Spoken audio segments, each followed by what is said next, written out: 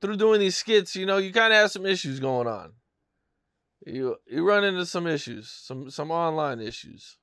That came later. The online issues came later.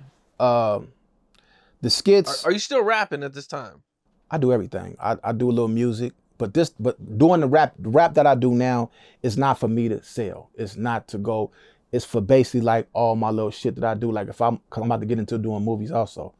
So when I do, let's just say, I slide my music in there because I don't want to use other people's music because they be flagging my shit for that.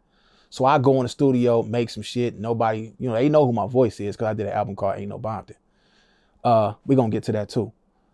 But I try to slide my music in there without them really like paying attention to it. But I put my own music in all my shit, you know. Okay.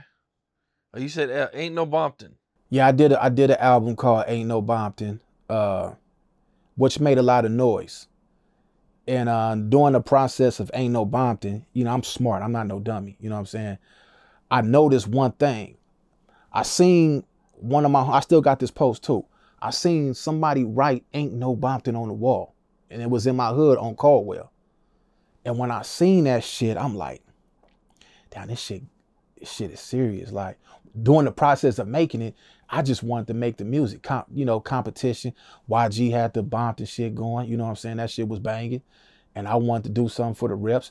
It was a party in my hood one day and I heard the party playing, nigga, this is, what nigga, I'm from Bompton. And I'm like, cuz they playing this shit in the hood? You know what I'm saying? And then I was working and I seen it, I had a Compton hat on, this dude like Bompton, a little kid. I'm like, nigga, this Compton. Well, so I just felt like I had to do something for the homies with the Aint No Bompton shit. But I also knew that it could have got, you know, could have lost my life doing that shit. You know what I'm saying? So I didn't get scared or nothing like that. I just knew that let's switch this shit up. You know what I'm saying? Let's come with something better than this shit. You know what I'm saying? Because this only gonna get me so far. I didn't even want to go to I got called for a few clubs. Can you come perform? I'm like, man, I ain't finna perform that shit. We gonna shoot that motherfucker. This shit, nigga ain't trying to go back to jail behind this bullshit. You know what I'm saying? This is entertainment. You know what I mean? But it got kind of like, it spread it throughout my city. You know what I'm saying? So Aint No Bompton was a response to YG's song. Not like I don't want to say like a diss song.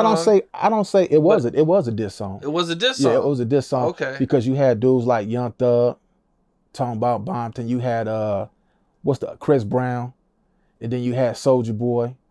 You know what I'm saying? Talking about Bompton. Like, y'all niggas, man, y'all better quit playing. If you listen to the song, Geechee Gotti said, no disrespect to the real rules, but Chris Brown and Young Thug need to learn the rules. You know what I'm saying? So it was basically, we was going at these internet fake dudes, but at the same time, it was a response to do something for the homies too. You know, that was my reason for doing it. And it did numbers. It did more than what I thought it was going to do. Yeah. Okay. So it was more like just a representation for the Crips. Yeah, just for the homies. You know what I'm saying? Like, I did it for my hood. It was something that I wanted to do for the neighborhood, for me. You know what I'm saying? Represent Compton. Because at that time, I was like, you can't find Bompton on the map. I'll give you $1 million right now. You go to the map. You ain't going to find Bompton on the motherfucker, but you're going to see Compton. But I got, you know, I got respect for the, you know, right now, at this age I am now, I with Piru. I got some Piru home. My family is Piru. My daddy is Piru. My uncle Piru. My baby mama, her whole family Pirus. I grew up in Fruittown, Piru. You know. You mentioned your dad and family, Pirus. Yeah. What was that like growing up? Your dad's a Piru, and you said your other family members too. Your close family members? Just my father's side of the family. Oh, your father's side of the family. Yeah, Pirus. Okay. Yeah, coming up in Fruittown, I would go from my house into Cherry Street, and Cherry Street was just more excited to me because I would walk outside and see smokers, hustlers, gang members. And my house just so happened to be the spot where it was cracking at. My daddy had the lowriders in the front yard. That's why I'm infatuated with lowriders. Growing up, seeing my daddy pull Cadillacs, glass houses, and all that shit in the front yard. And then I hear my uncle and them in all the fruit towns. They'll come to the house. I remember DJ Quick coming over there giving my uncle his mixtape back in the days. And it was just fun to be on Cherry Street. So it wasn't nothing different. You know what I'm saying? Other than, you know, Crips and Pirus, this side the Crips, this side the Pirus, just going to my grandma's house. I just loved it I love being over there because it showed me more than just gang banging. That's where I learned the hustling shit from. You know what I'm saying? Seeing the hustlers on that street, you know what I'm saying? And seeing the crackheads next door smoking they dope, you know, like, damn, they smoking, but they buying this, they spending their money. I'm loving this shit. I'm gonna do this shit when I get old. I'm gonna get me a low rider. I'm gonna knock down these hood rats and I'm gonna sell me some dope. And that's what I did when I was a kid coming up. Now, how did things change for you when you became from Nutty Block? Did you still go over there? Were they still cool with you guys? Man, I go over there right now with my C-rag on my mother head. And, you know what I'm saying? Yeah, they with me. Listen, man, it wasn't nothing. They knew where I was from. They knew where I was from.